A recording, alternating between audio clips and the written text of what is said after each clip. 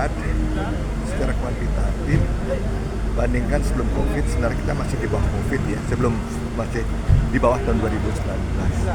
Tapi apa yang menjadi fenomena sekarang kan kelihatannya atau kita sudah dikatakan over tourism, artinya dianggap sudah melebihi pariwisata yang kembali. Tapi sesungguhnya kalau kita melihat secara kuantitatif angka tersebut sesungguhnya belum over tourism.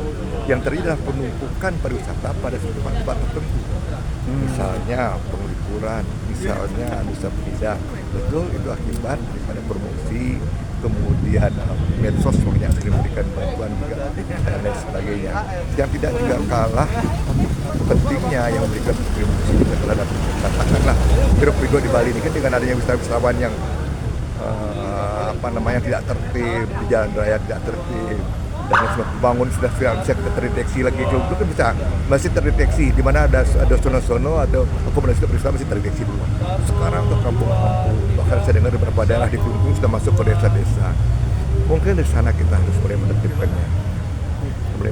Dan berapa kali teman-teman berwisata sudah berapa kali melakukan pertemuan, kira-kira apa persoalan sedang kita hadapi Bali ini kalau berwisata tidak baik-baik saja. Peraturan infrastruktur saya kira sudah cukup memadai. Kita punya undang-undang provinsi, desa adat, budaya kita semua kita punya. Tapi di mana?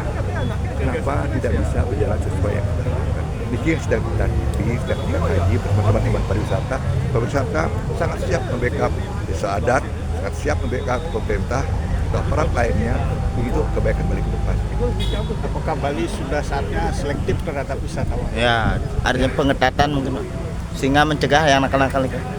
Selektif saya kira dari dulu sudah harus selektif, artinya siapa yang berbuat tidak baik atau kita kembalilah kepada hakikat pariwisata Bali. Kan pariwisata Bali adalah pariwisata berkualitas dan berkelanjutan.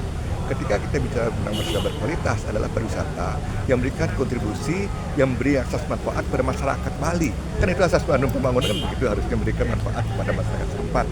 Itu baru berkualitas. Apa kualitas identik dengan mahal? Tidak. Karena kita punya segmen-segmen pasar dari kamar harga 300.000 pun kita punya. Bagaimana mungkin kita menjual kamar harga 200.000 menjadi 2 juta, 3 juta? Sedangkan fasilitas kita 300.000. Kalau memang segmen ini sudah lebih, harus dianggap sudah over di Bali, sudah oversupply, mari kita batasi. Kita moratorium pasar-pasar yang di bawah harga sekian kita batasi. Kita banyak belajar, maaf saya tidak mengatakan di Bali belum berjalan. Di Banyuwangi contohnya, jelas diperketat di sana bahwa hotel di bawah bintang 3 tidak boleh dibangun oleh investor, masyarakat setempat dikasih kesempatan. Nah, sehingga terkendali harga-harga tersebut.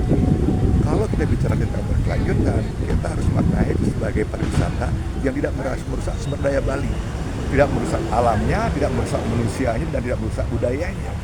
Ini baru bisa berkelanjutan. Apakah itu harus punya uang banyak? Mereka baru tidak merusak? Tidak. Penulis-penulis ke Forbias, ke Makhobat, dan banyak yang lain-lainnya, mereka tidak punya uang, tapi mereka memberikan manfaat, mereka memberikan kesejahteraan melalui profesi yang mereka miliki untuk Bali tercinta ini.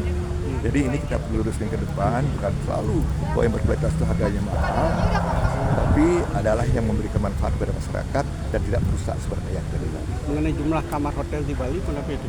Apakah Ya, melebihi atau gimana? kalau kita menghitung rasio daripada wisatawan, sekarang kan katakanlah 17.000, 16.000 kamar hari dengan jumlah kamar yang kita miliki mungkin sekarang.